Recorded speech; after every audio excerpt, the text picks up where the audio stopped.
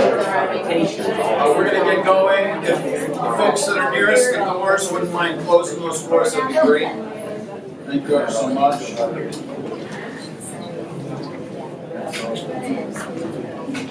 We always realize that when it comes to Communion Sunday, there's something a little bit extra that we might be up against the clock on these days. But we're here, we're grateful for another opportunity to teach. Let's thank the one who has brought us.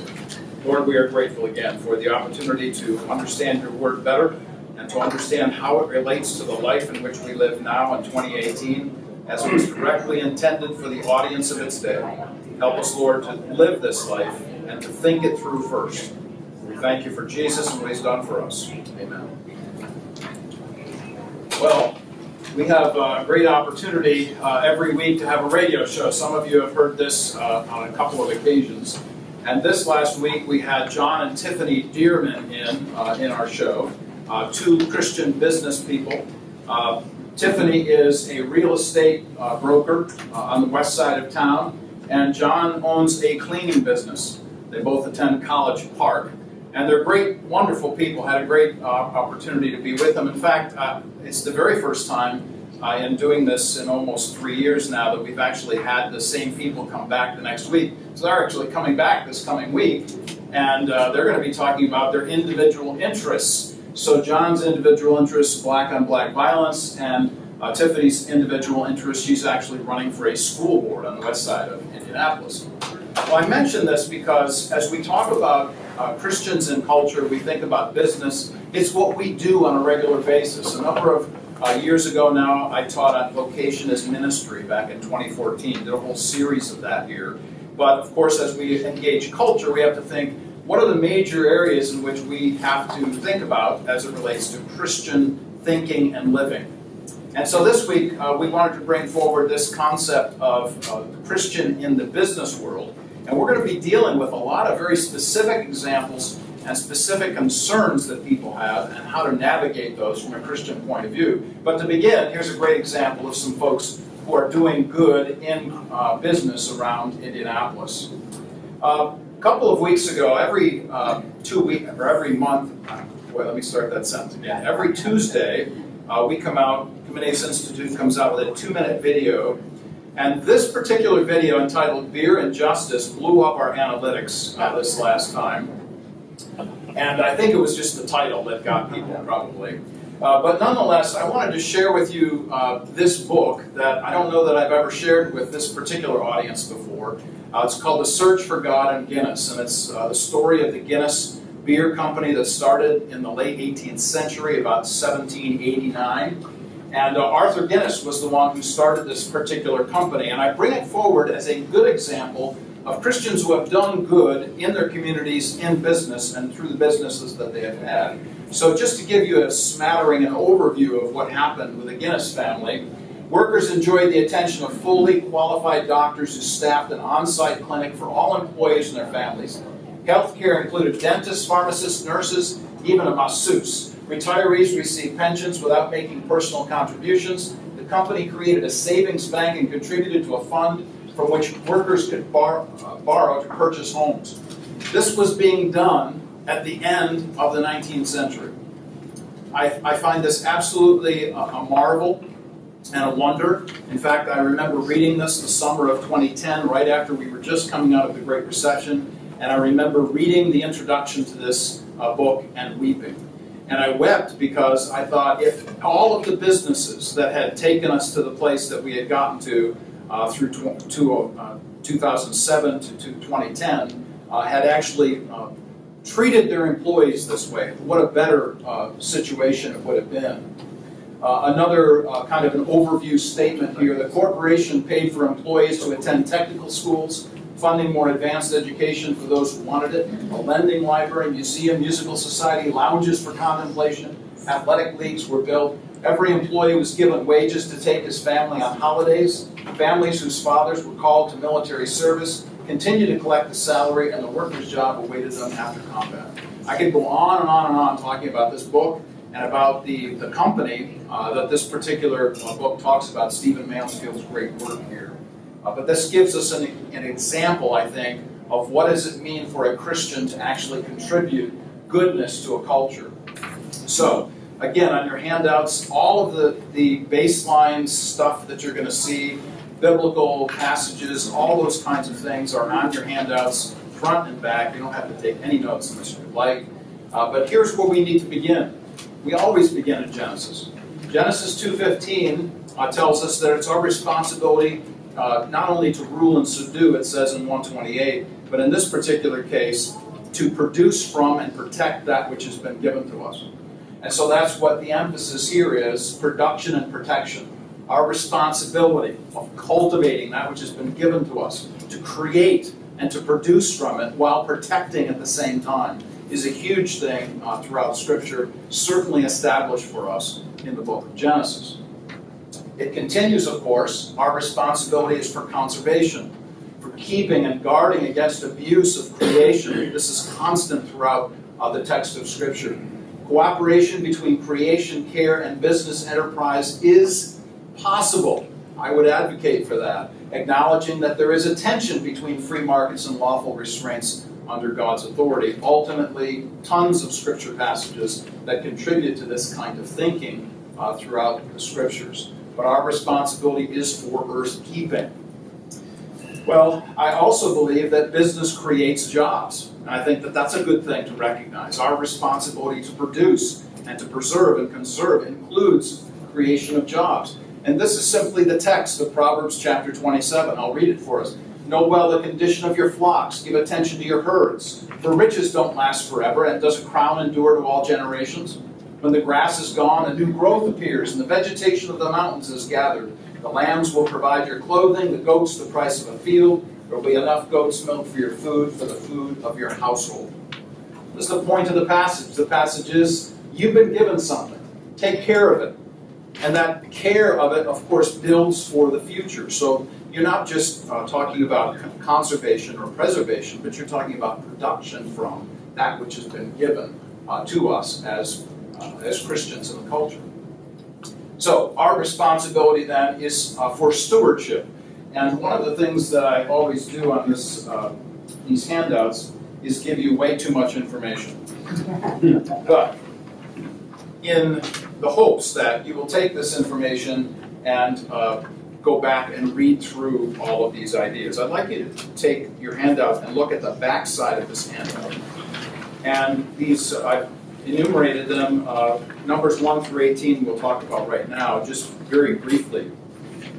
And I wanted you to see that when we're talking about business and we're talking about the concept of creation as well as conservation, we're talking about intrinsic and subjective values, partnerships. We can talk about capitalism, socialism. I'll mention those again in a moment. The issue of labor, shortage and surplus, our concern about inalienable rights given to us, number 8. The responsibility of administrators, bosses, and employers, number 9. And I want you to notice in particular numbers 15 and following about animals, conservation, and humane shelters and societies. What is the responsibility that First Testament teaching gives us? To take care of animals. And this wasn't simply so that they could produce for us, but indeed, if you go back to Exodus 20, one of the 10 commandments is to keep the Sabbath holy. In fact, it's the largest and longest of the commandments. And guess who's included in that command? Not just people, but animals. How about that? So our responsibility then is for all living beings, and our responsibility is for all of the earth. And of course, this is for us in creation. I wanted you to notice these statements that I've made here too. Set the standard before the standard is set. What do I mean by that? Oftentimes we, in this culture, and I'm thinking now about living in the United States of America, we in this culture have a tendency to follow the dictates of government. Now, I'm not suggesting we shouldn't by any means. That's not my point in saying that. But what I am suggesting is that maybe we should set the standard before the government does. And that we should set a high bar so that the government actually says to us, wow, I guess we don't have to do anything about this because we've already set the bar so high. And then, if the standard is set outside of our control, we might want to exceed the standard. So, if you're in business and you're asking the question, what's my responsibility to the standard that's been set in any given law? My response would be seek ways to exceed it, so as to demonstrate a witness and testimony as to what it might mean to be a Christian in this culture in ways that perhaps other people don't do or don't appreciate. Some thoughts to think about. Because in the past, we've really done a bad job. So go back to the 1960s, for instance. The church had an opportunity in the 1960s to send a clear message to the culture about creation care. And we blew it. Big time blew it. We could have been at the front edge of that. And instead now we have a movement that really, in many ways, cuts against some of the basic teachings of Scripture. Well, whose fault's that? I'm going to say it's our fault. The church should have stepped up. The church should have stepped out and made a statement and set the example for these things. Now, some of you might be sitting there going, Mark, you don't know business, you don't know what it's like, these kinds of things. And I would just like to mention a couple of things kind of going forward about this so that you get a sense of where we've come from, Robin and I. So just to give you a general understanding, Robin and I, a couple of years ago, and we wanted you to know just a couple of things. One of them was that because we've been in Christian ministry all of our lives, the fact that we have a house to live in today is really owed to Robin's rich uncle, who gave us $15,000 in 1989 to put toward a house, which is the basis for the house that we actually live in now. Accrued over time, frugality and all the rest of that stuff included, but nonetheless, God has prospered in ways that we never saw coming. We also know what it's like to be on welfare. First 6 years of my teaching in Bismarck, North Dakota, we were on welfare as a family. We understand what that means. We also understand what it's like to be jobless and unemployed. And I would also like to add, I know what it's like to deal with bosses. I'll never forget the time when, and this was in one of the schools that I taught in, there was a large meeting like this, only much larger, with the faculty as well as all the families, specifically the parents of this particular school. And I will never forget, this is seared in my memory, that the president of the board of this school stood up and he looked at the parents and he said to the parents, we want you to know that we're raising tuition because we have to run this school like a business. And then he had the audacity to turn and look at the faculty and say, but you are ministers and we will not be raising your salary this year. I don't know if you can see around the edges of my persona how it makes that feel even at the moment. But I still feel that. And I want you to know that those kinds of things we all feel to one degree or another in all the situations that we encounter. So, where do we go from here? One of the things that aggravates me about the things that I read in the news is when powerful people say things that really shouldn't be said. So, for instance, we have senators who will talk about how they really don't think that corporations should make so much money. And here are the things I would like to ask these senators. How has your position in the Senate enriched your own economic status? Question number 2. How much is your net worth? Because guess what? When you start making these statements, that's the first thing I go to look at. How much is your net worth? And you can actually find that stuff out. And number 3. How much do you give to those in need? Let's let that one hang in the air for a second. So when I talk about these things, I'm talking about, yes, government intrusion into economic affairs happens. So how do you deal with that?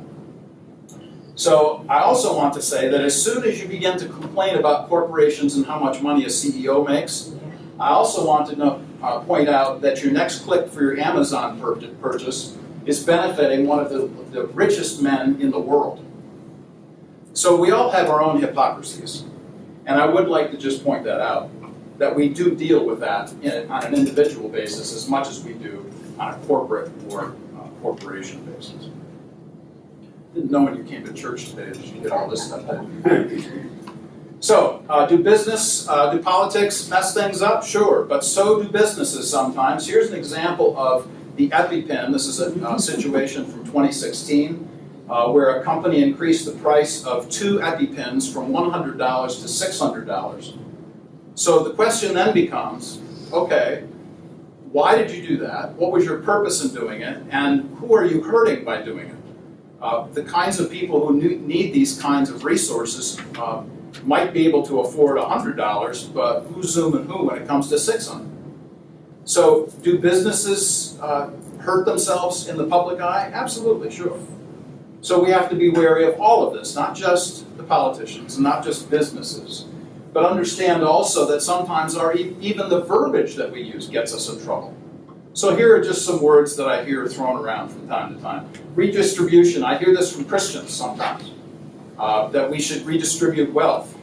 Well, as soon as you say that, I'm going to say, what do you mean by redistribution? And that sounds a little like Joseph Stalin and Lenin and the rest of them. So, I'm going to ask you some questions about that, but I have just as much trouble with capitalism for other reasons, on socialism and free enterprise. And I'm going to say to every single person, my final comment is this: human systems are all corruptible.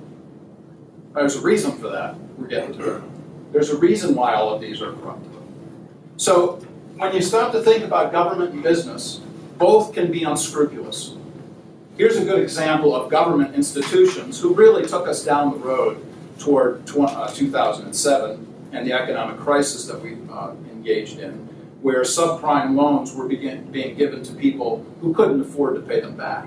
And so some of the trouble that we found actually came out of government agencies like the ones you see in front of me. But that's not all that's true. I would like to suggest, and this is kind of a screenshot of one of my postings. In fact, it was another one of those posts that kind of blew up my analytics. This one was on politics. And what I did was I went back and I took words like liberal and conservative and progressive and libertarian and socialist, and I pulled out of those words the essence of what the Christian view of those things might be.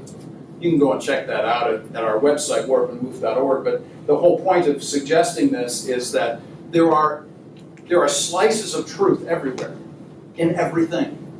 And we shouldn't sidestep one thing simply because we think the general focus of that might be wrong, but look and ask ourselves the question, is there truth there that I ought to be considering and looking at? Christians and equality, I'll be speaking to this on Moody Radio in Iowa tomorrow morning, actually, about the issue of protecting women, but this is another place that the church has failed. Certainly, again, from the 1960s. Could we have been out in front on these issues of equality for women's rights in the 1960s? Absolutely, we could have been, we should have been, but we weren't. And of course, because of that, we have a movement that has again, cross-grain against some basic biblical thinking. So what's the real problem that we face here?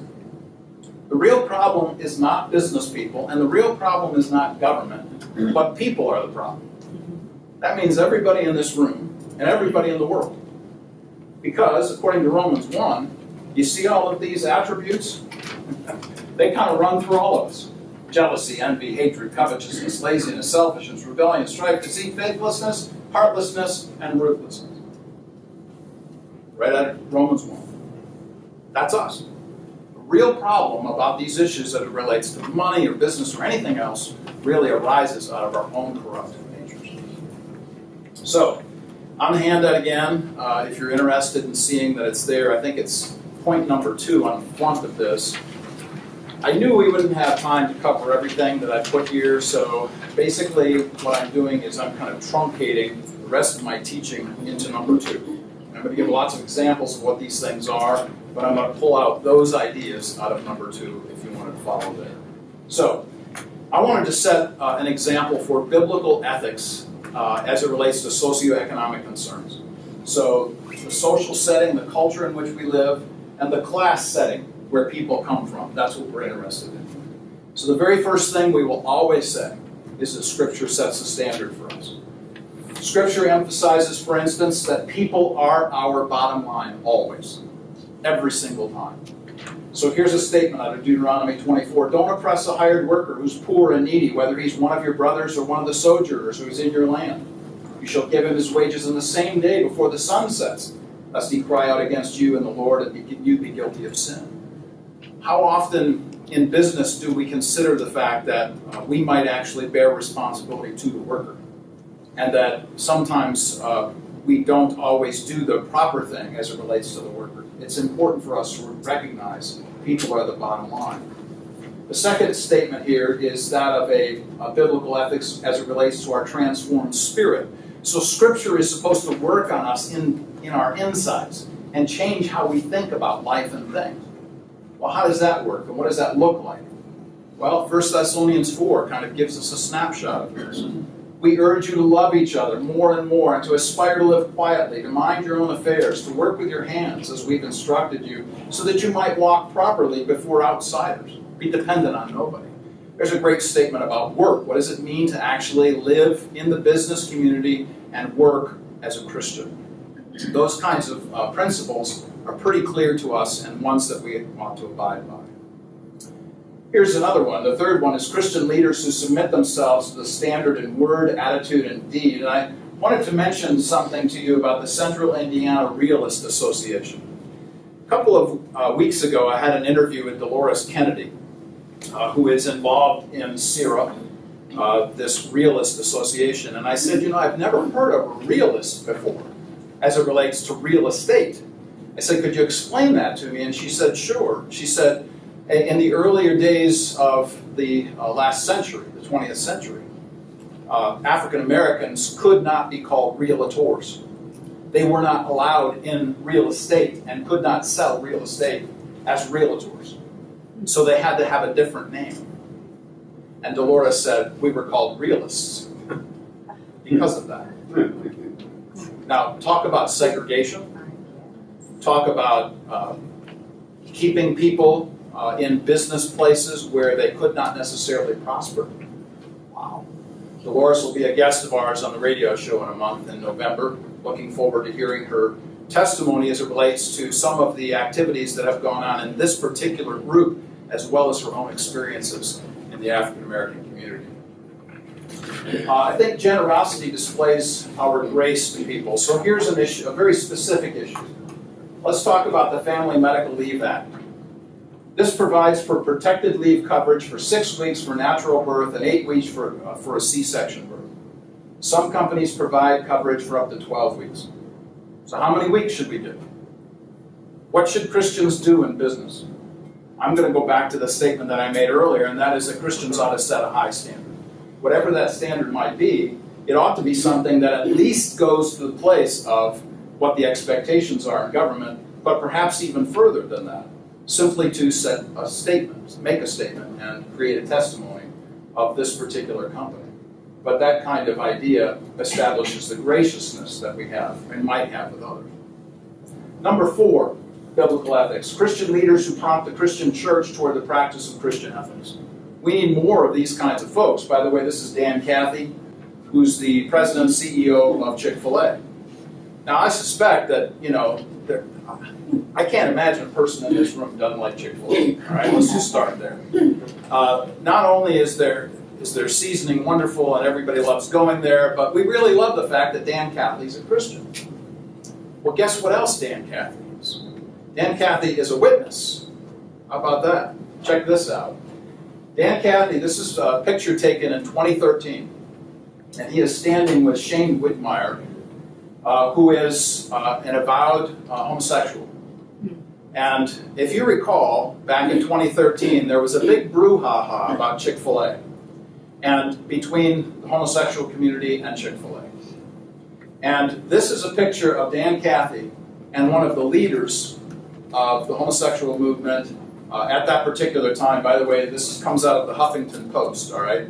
This is a journalistic group that tends to be on the left-hand side of politics. So I'm quoting right from his statement, and I wanted to read it in full. This is Shane Whitmire, who says this about Dan Cathy. Dan in his heart is driven by his desire to minister to others and had to choose to continue our relationship through this controversy. He had to both hold to his beliefs and welcome me into them. He had to face the issue of respecting my viewpoints and life, even while not being able to reconcile them with his belief system. He defined this to me as the blessing of growth, and he expanded his world without abandoning it. And I did as well. This story was updated in 2017. I give this as an example to people because we need to recognize we bear responsibility to the whole world, and not just to the things that we think we believe in. I think that's important for us to recognize. that we understand that there are people that we have to operate with in the world, and think with in the world, and live with in the world. And it's going to be uncomfortable, and it's not going to always be nice. But our responsibility is that. And I think Dan Cathy gives us a good example of it. So, business and spousal benefits come right along with this, I suspect, as we relate to the homosexual agenda, and specifically as it relates to a Supreme Court decision that came down just 2 years ago. So what can we do as Christians to show grace in a cultural moment where we disagree?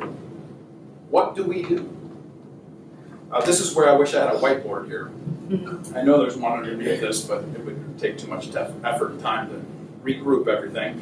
So just stay with me here to understand two concentric circles. The middle circle, or the center circle, would be labeled the church, and the outside circle of the two circles would be labeled the culture. We are in and worship with the Presbyterian Church of America. We are, as it relates to labels, a conservative view of the Christian church. That is, that we actually believe the Bible to be inerrant. How about that? And that we actually believe a few other things, including, by the way, that only men are elders in our church. So does that mean that my views of the church should bleed into the culture as it relates to women? Absolutely not. What the culture does and what the church does within the church are two totally separate things. So the church makes a statement, makes a stand, but as it relates to the culture, we're not trying to shove our beliefs down the culture's throat. However, we might actually have an influence on the culture, nonetheless. So we have to ask ourselves the question, are we as a church distinctive? I think we are.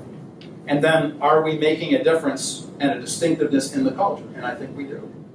But I think we need to continue to do that and continue to think about how do I continue to make those kinds of statements and benefits across the board. By the way, you'll notice that I'm not giving you absolute statements of you have to do this and you have to do that. You're noticing, right? Yes. Thank you. I am suggesting that we think about the principles of it all and ask ourselves individually, what am I going to do with this? How about business and bathrooms? Kind of goes right along with what we've been discussing in a different way. This has to do with perhaps transgender people as it relates to how are we going to include this kind of necessity within a workplace. Now look, I'm not a businessman. I don't own a business. I don't own a company. And I realize that there's going to be an awful lot of money that you have to spend in order to redo your bathrooms. I get that. I understand it. But I'm going to ask this question, and it's a hard question to ask. Will it cost, not in terms of money, but in terms of respect, kindness, grace, and generosity of witness? These are questions I think we ought to ask ourselves. And then, of course, I think the second point is one that all employees would really take well. I certainly would if people would speak to me this way. And that is, you know what? Here's the direction that we see ourselves going. We can't accommodate every single need that people might have. But you know what? We're going to work toward it. We're going to make our best effort. Here are some steps that we've already taken to enable those kinds of things to take place. I think any employee would say, you know what? This is a great job. I love working for this company. This is a good place to be. I can live with steps toward a goal. I think most anybody is going to be honest about that. So let's go to number 5. Christians who practice Christian ethics in the society where they live. Here's Aaron Story. He's the guy in the middle. Clyde is my co-host on the show. And Aaron is the CEO of a nonprofit in Indianapolis called Elevate, where they bring in tutors into the public school classrooms. And these tutors then are available 24/7, 365 to help students who desperately need extra help getting them through K-12 settings. Well, this is a great opportunity to actually highlight that which Christians are to be about, Christian ethics and culture in the society where we live. And I think Aaron Story does a really nice job of this in the work that he does in the city.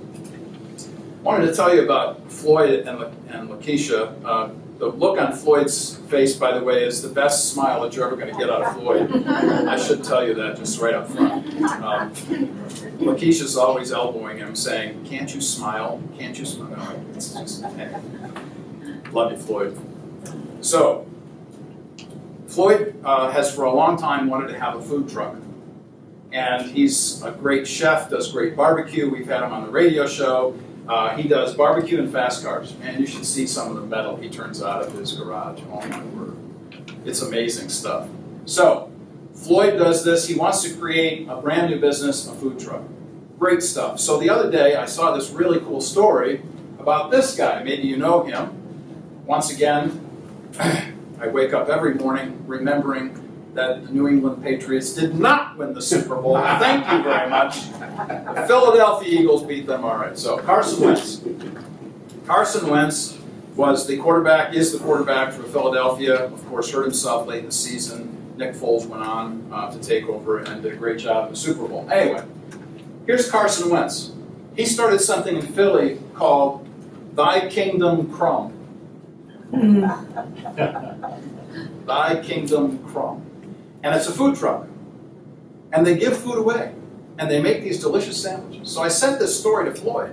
And I said, Floyd, man, this is the way to go, man. Look at Carson Wentz, you know. Now, of course, Floyd doesn't have what Carson has. It relates to money, of course. But nonetheless, these are things that really prompt us as Christians to consider, hey, Carson Wentz is a great statement of a Christian man in the NFL. Does great work in his community, has a brilliant testimony for Christ, and he does really cool stuff like this in his community. A good example. Number 6. The benefit for a whole society when the group is influenced by a Hebraic Christian social economic ethic. So let's kind of tie all of this together. What benefit is there to Christians in business? What benefit is there to Christians in culture of any kind? Well, I think it's tremendously important. Rodney Stark wrote a book called Cities of God, where he argued that really it was the influence of Christians in the culture, in the Roman culture, that literally overthrew Roman culture over hundreds of years. It's a fantastic book, a very important book. He is a statistician, sociologist statistician, does a lot of stats, but shows that it was the Christian influence in culture that made the huge difference in how people changed their thinking about life and things. And so something to consider here, and something else to consider as it relates to the practice of this. So what about things like HIPAA, the Health Insurance Portability and Accountability Act, or ADA, Americans with Disability Act? This is a picture, by the way, of Joni Eareckson Tada, very famous for her work in disabilities. She is a quadriplegic, was injured numerous decades ago. But if you want to find out more information about what her group does, a Christian group does, with disabilities, go to johnnyandfriends.org. There are tremendous resources available there. I was just on the website yesterday. I was looking up one of my friends, a Hebrew scholar, actually works with Joni and Friends, written numerous editorials as well as essays as it relates to First Testament teaching about how does the First Testament teach about disabilities. Very important stuff. I highly recommend that particular website to go to answer some of these difficult questions, because these are difficult questions.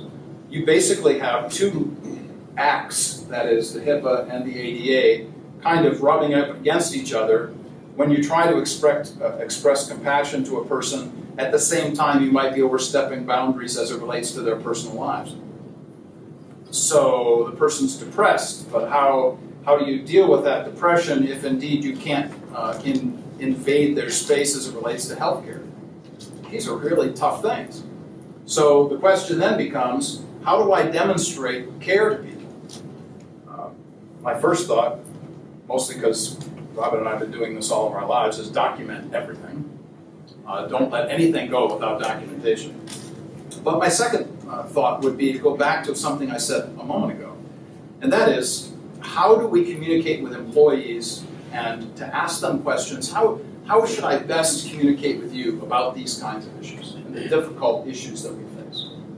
These, again, are not one and done, run and gun kind of answers here, but they really prompt us toward pondering what does it mean for the rest of life. How do we live in business?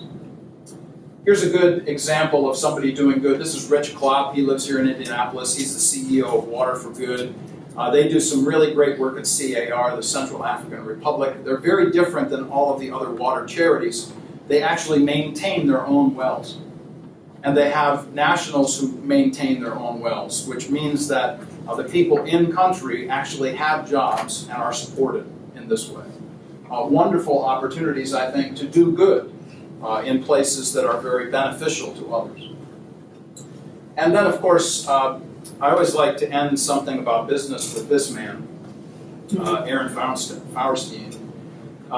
This is a story that goes all the way back to 1995, so bear with me for a little bit of history. In 1995, a place called Malden Mills was succumbed to fire, basically. The whole industry, fabric industry was destroyed. The whole mill was destroyed by fire. This is the CEO, was the CEO of Malden Mills at that time. What did he do? Well, all of his people couldn't work, obviously, because the place had burned down. So every month he would have an employee meeting. And the first month he said to his employees, you can go and watch the old 60 Minutes, by the way, of this. He said to his employees, we're going to maintain your wages and benefits for the next month. And then the next month, he got up and said, we're going to maintain the wages and benefits for all employees for the next month. He took his insurance money, he rebuilt the industry. He took his own money and put it into this particular company to rebuild it.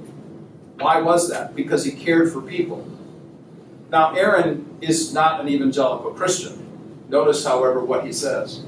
At the time in America of the greatest prosperity, the God of money has taken over to an extreme. For guidance, he says, he turns to the Torah, the book of Mosaic Jewish law.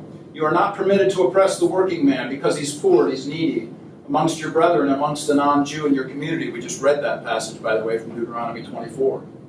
He spent $300 million of the insurance money and then borrowed another $100 million more to build a new plant that is both environmentally friendly and worker friendly, and it's a union shop that never had a strike.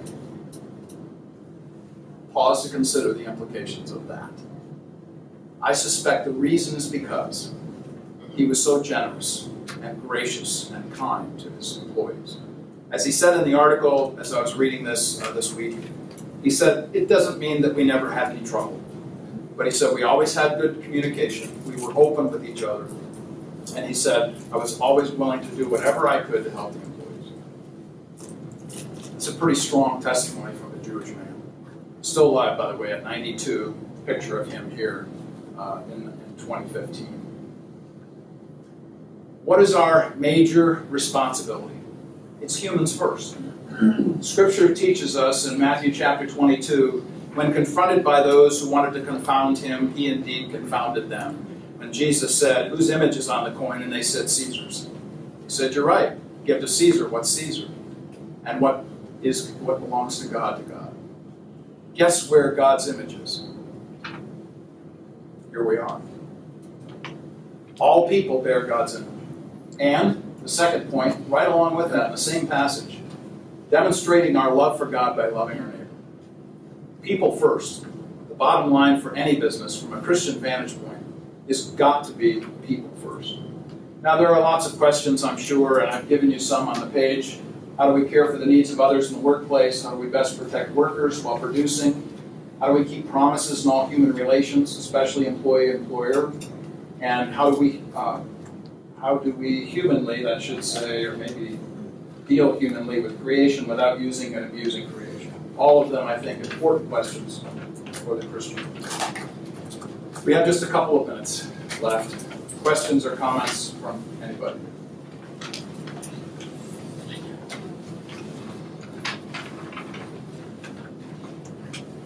So some might view church as a business, I don't, but something.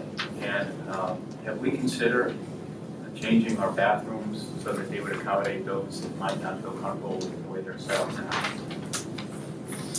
Well, there you go. I'm not privy to any discussions that way, but it's a good question to ask. Other questions? No. Was that a no? That was a no. That was a no. Yeah. Mark, I want to just thank you for this today. You know how dear it is to my heart, of course, and what it means. And thank you for taking the time to do that. Yeah, you're welcome.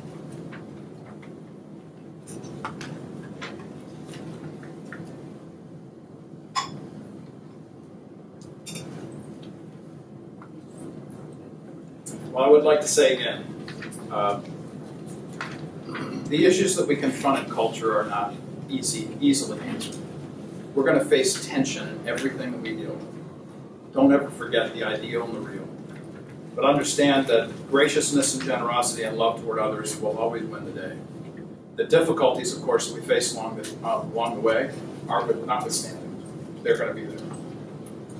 And I will also say, I would be happy to talk with anybody, anytime, about anything as it relates to this or any other topic we discuss. Thanks for being here.